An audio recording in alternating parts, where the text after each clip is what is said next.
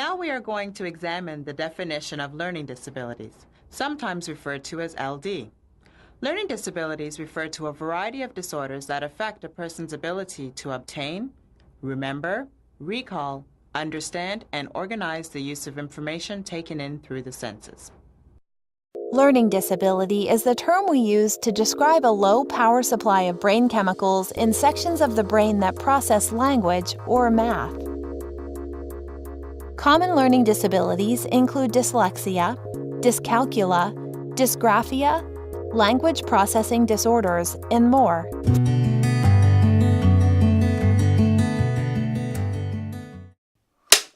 To me, I think that having a learning disability just means that we may need extra support to do some everyday things. I can't understand everything you say.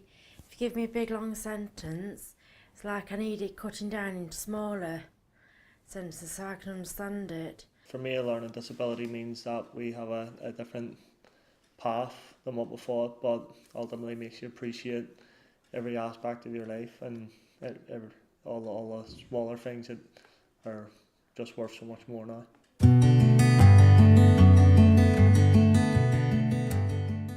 So if it's not obvious, here's some of the things to look for if you suspect your child might have some struggle with aspects of learning. First of all, sometimes children can read, but they have trouble with decoding. Sometimes your child reads beautifully, but they have difficulty with comprehension and understanding the main idea or concepts that they're reading. Or we can consider math, where a child who can solve even the most complex math problems, but they work very slowly, and sometimes they may miscalculate or make careless errors. There are other types of learning disabilities other than reading and math. For instance, disorders of written expression. Sometimes children have a disconnect between their ability to share their creative ideas verbally and get them down on paper. If you see any discrepancies in your child's potential and their performance and some subtle difficulties in the areas of reading, math, or writing, please contact your teacher and sit down and have a meeting.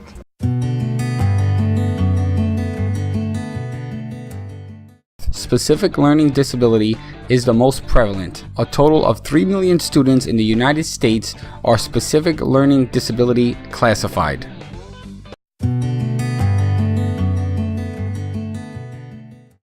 Imagine this string of lights represents the neuron wires connecting all sections of your brain.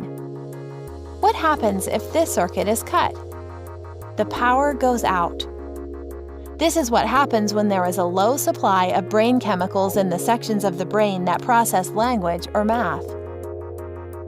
The neuron wires don't fire properly, and the power in these sections goes out. That means these sections of the brain are not able to communicate consistently with the rest of your brain. Now, what are the causes of learning disability? Till today, we do not know the exact cause of learning disability. 95% is hereditary, only 5% is acquired.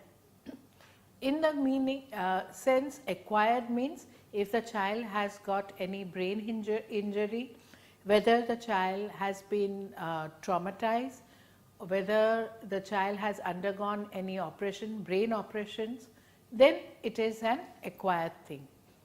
We all know that the brain has got two hemispheres, the left hemisphere and the right hemisphere. Now, if you are a right-handed person, that means your left hemisphere is more superior than your right hemisphere. If you are a left-handed, your right hemisphere is more superior than your left hemisphere. Now, what happens in a learning disabled child is that both these hemispheres are fighting for supremacy. And if you remember Munnabai talking about chemical locha in the brain, this is actually happening in a learning disabled child, because there is a fight between the left and the right hemisphere, and hence there is lot of confusion. Of course, there are other contexts also, like if the mother during the pregnancy time is undernourished or is an alcoholic or a chain smoker, all these can affect the child's development.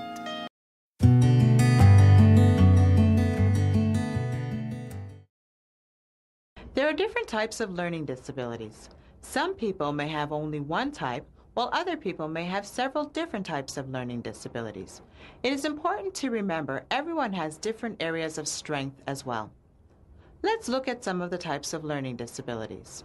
The first one we will start with is a reading disability, also known as dyslexia. This type of learning disability involves difficulty reading letters or words, reversing letters or numbers, as well as difficulty understanding what was read. Here is a sample page of what someone with dyslexia might see.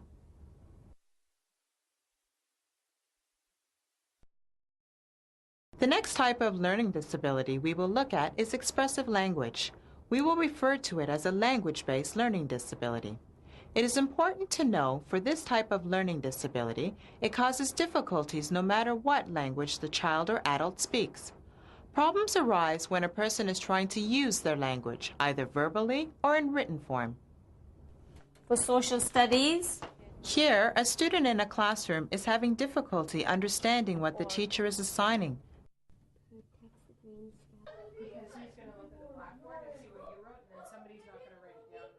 And then struggling with the work.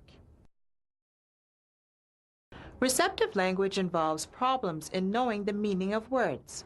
Again, this is not due to learning a new or second language. It would occur in any language a person uses.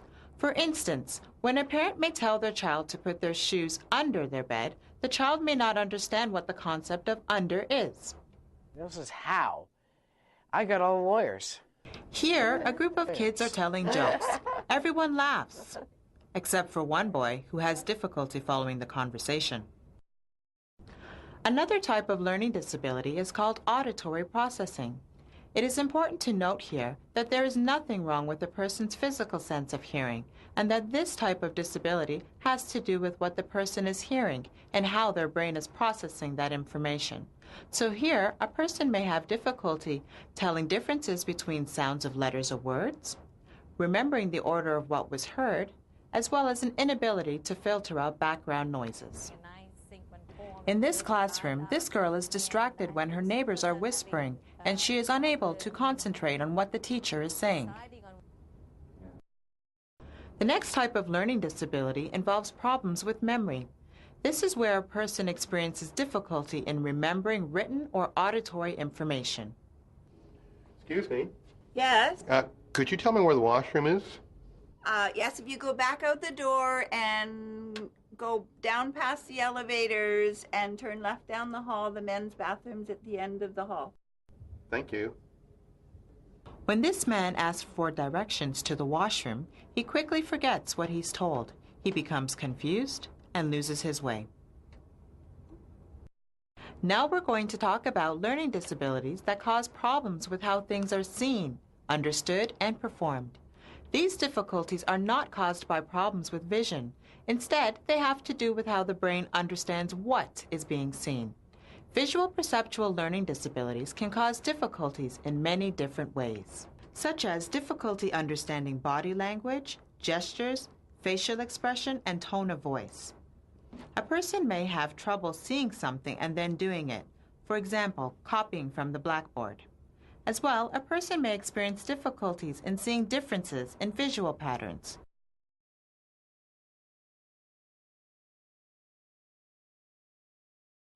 As well as understanding concepts such as time, space, quantity for math. Kyle, it's time to pick up your Lego. I asked you to do it. I need you to do it now. Here, a mother is getting annoyed when her son doesn't do what he's asked. The child does not pick up on her cues.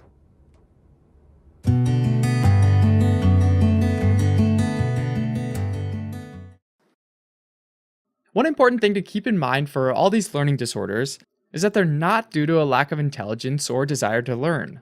And with the right teaching methods, individuals can master all of these skills. These individuals with learning disorders often benefit from small modifications to the normal instruction that takes their disability into account.